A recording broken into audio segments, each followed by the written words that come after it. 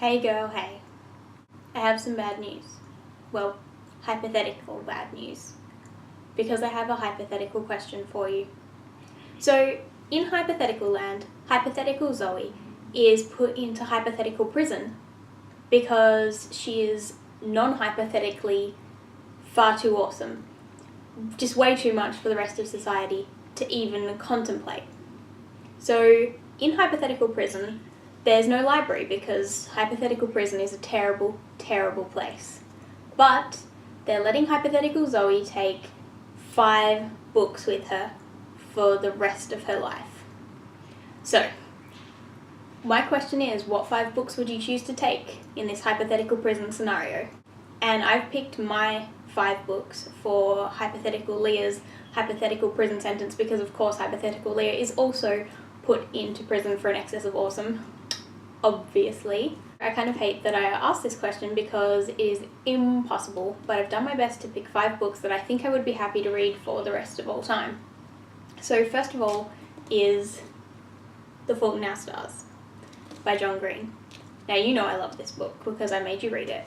And frankly, who wouldn't love this book? It is amazing. It's perfect. It's got life and death. It's got philosophy and America's Next Top Model. It's got young people, it's got old people, it's got in-between people, it's got everything you could possibly want in a book. And I've already read it three times this year, and I'm not getting sick of it, so I'm pretty sure I could keep reading it forever, and I'm pretty sure that even in non-hypothetical this land, I am going to keep reading it forever.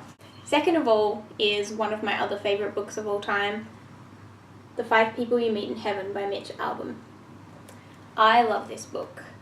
I love this book so much. It's similar to The Fault in Our Stars in some ways, like the themes of interconnectivity, and it's just a beautifully written story, and even though I'm not down with the whole religion thing, I found it just lovely and beautiful. Thirdly, Alice's Adventures in Wonderland.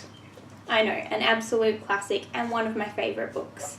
I definitely think I would keep rereading this in a little hypothetical prison cell for the rest of my hypothetical life. Book number 4 is kind of cheating because it's actually a quartet, but it is technically all in this one volume, so I am going to say that it counts.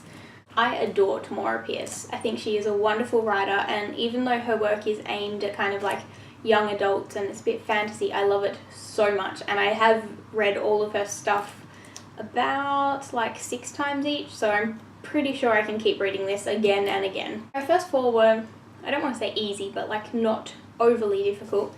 And then we come to number 5, and I was torn. I considered a bunch of books, but in the end I decided on something that didn't actually occur to me at first. This is a book by Demetri Martin. It's a collection of like little essays and like jokes and drawings and that, and I think that if you're looking for something to read for the rest of eternity, then maybe something with a bit of variety might be nice. And besides, I love Demetri Martin and his wonderful weird little brain, and a wonderful weird giant brain more like, because he's actually like a genius, Mensa level genius.